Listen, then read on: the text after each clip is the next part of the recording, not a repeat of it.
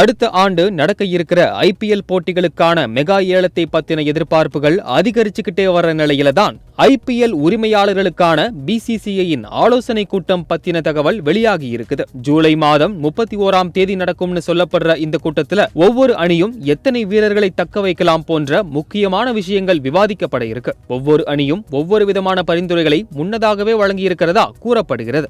நீட்டா அம்பானி மற்றும் ஆகாஷ் அம்பானி நிர்வகிச்சு வர்ற மும்பை இந்தியன்ஸ் அணியில 6 வீரர்கள் வரைக்கும் ரீடைன் செய்ய பரிந்துரை செஞ்சிருக்கிற நிலையில ஒரே ஒரு வீரரை மட்டும் தக்க வச்சுக்கிட்டு 6 ஆர்டிஎம் வாய்ப்புகளை வழங்கணும்னு கேகேஆர் தரப்புல பரிந்துரை அளிக்கப்பட்டிருக்காம். ஆனா பஞ்சாப், லக்னோ, குஜராத் மற்றும் டெல்லி அணிகள் இந்த பரிந்துரைகளுக்கு எதிர்ப்பு தெரிவிச்சிருக்காங்க.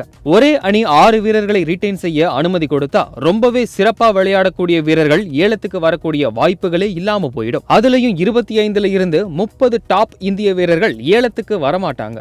இதனால 4 வீரர்களை மட்டுமே தக்க வைக்கிறது தான் சரியாக இருக்கும்னு பல அணிகளும் பரிந்துரை செஞ்சிருக்காங்க.